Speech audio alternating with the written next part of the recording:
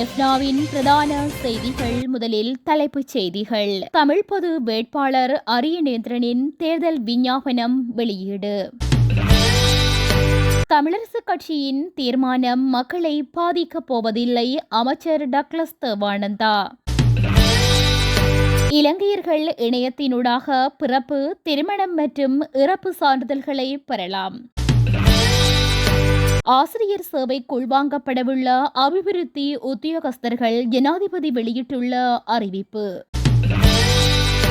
38 நாடுகளுக்கான இலவச விசா நடைமுறை தொடர்பில் புதிய திட்டம். தமிழ் தேசிய பொது கட்டமைப்பின் சார்பில் போட்டியிடும் தமிழ் பொது வேட்பாளரின் தேர்தல் விஞ்ஞாபனம் இன்று யாழ்ப்பாணத்தில் வெளியிடப்பட்டது. எதிர்வரும் ஜனாதிபதி தேர்தலில் தமிழ் தேசிய பொது கட்டமைப்பின் ஏற்பாட்டில் தமிழ் பொது வேட்பாளராக பாக்கியசெல்வம் அரியநேந்திரன் போட்டியிடுகின்றார். தென்னிலங்கை வேட்பாளர்களை நிராகரித்து தமிழ் பொது வேட்பாளரூடாக தமிழர்கள் தேர்தலை எதிர்கொள்வதற்கான அவசியம்,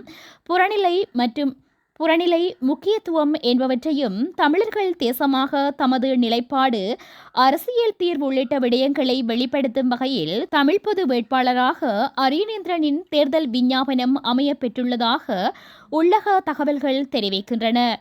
இந்நிலையில் தமிழ் பொது வேட்பாளரின் தேர்தல் விஞ்ஞாபனம் யாழ்ப்பாணத்தில் உள்ள தமிழ் பொது வேட்பாளரின் அலுவலகத்தில் வைத்து வெளியிடப்பட்டது. இந்நிகழ்வில் பொதுக்கட்டமைப்பில் உள்ள அரசியல் கட்சி தலைவர்கள், பொது அமைப்புகளின் பிரதிநிதிகளும் பங்கேற்றனர். தமிழரசுக் கட்சியின் மத்திய குழு சஜித் பிரேமதாசவுக்கு ஆதரவு வழங்குவதாக அறிவிக்க முன்னரே மக்கள் யாருக்கு வாக்களிக்க வேண்டுமென தீர்மானித்து விட்டதாக கடற்தொழில் அமைச்சர் டக்ளஸ் தேவானந்தா தெரிவித்தார்.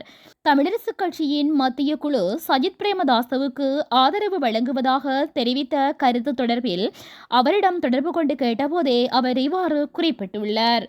தமிழரசுக் கட்சியினுடைய தீர்மானம் தொடர்பில் அலட்டிக் கொள்ள தேவையில்லை. அது அவர்களின் கட்சி சார்ந்த விடயம். நான் தேர்தல் திகதி ஆரம்பிப்பதற்கு முன்னரே ரணில் விக்ரமசிங்கதான் நாட்டை முன்னோக்கி கொண்டு செல்லக்கூடிய தலைவர் என்ற அடிப்படையில் அவருக்கு எனது ஆதரவை வழங்கினேன்.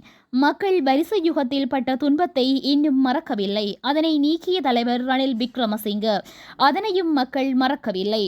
தமிழரசுக் கட்சி சஜித் பிரேமதாசவுக்கு வாக்களிக்கப் போவதாக அறிவிக்க முன்னரே மக்கள் யாருக்கு வாக்களிக்க வேண்டும் என்ற நிலைப்பாட்டை எடுத்துவிட்டார்கள். ஏனெனில் கடந்த கால அனுபவம் இதற்கு நல்ல உதாரணம். ரணில் விக்ரமசிங்கவுக்கு வாக்களிக்க விடாமல் தடுத்ததன் காரணமாக ஏற்பட்ட அழிவுகளை மக்கள் நன்கு உணர்ந்திருப்பார்கள். என்னை பொறுத்தவரையில் தெற்கு மக்களாக இருந்தாலும் வடக்கு கிழக்கு தமிழ் மக்களாக இருந்தாலும் தற்போதைய ஜனாதிபதி ரணில் விக்ரமசிங்கவுக்கே ஆதரவு வழங்குவார்கள். பிறப்பு, திருமணம் மற்றும் இறப்பு சான்றிதழ்களை இணையத்தினூடாக பெற்றுக்கொள்ள புதிய முறையை பதிவாளர் நாயகத்தின் திணைக்கள வெளிவிவகார அமைச்சில் நேற்று ஆரம்பித்து வைக்கப்பட்டுள்ளது.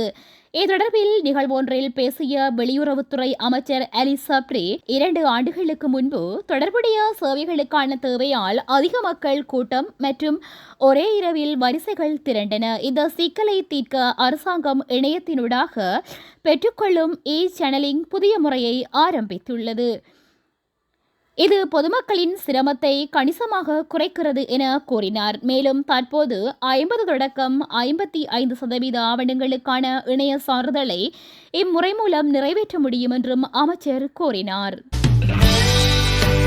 தற்போது அரசு பாடசாலைகளில் ஆசிரியர்களாக கடமையாற்றும் அபிவிருத்தி உத்தியோகஸ்தர்களை ஆசிரியர் சேவைக்கு உள்வாங்குவதற்கு ஜனாதிபதி இணக்கம் தெரிவித்துள்ளார்.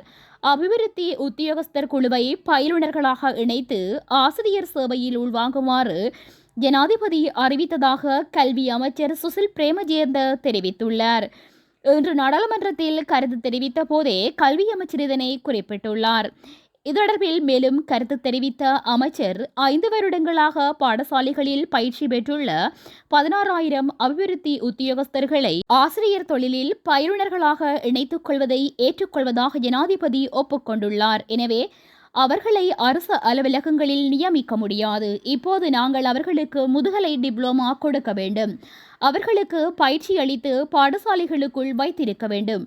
ஏற்கனவே அரசு பாடசாலைகளில் ஆசிரியர்களாக பணிபுரியும் அனைத்து அபிவிருத்தி உத்தியோகஸ்தர்கள் குறித்தும் பொதுச்சேவைகள் ஆணைக்குழுவின் நிலைப்பாடு எங்களுக்கு அனுப்பப்பட்டுள்ளது.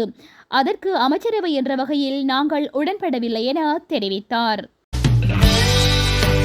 38 நாடுகளுக்கு உடனடியாக நடைமுறைக்கு வரும் வகையில் விசா இல்லாத அணுகலை நடைமுறைப்படுத்துவதற்கு ஜனாதிபதி ரணில் விக்ரமசிங்கவுக்கு அமைச்சரவை அங்கீகாரம் வழங்கியுள்ளது.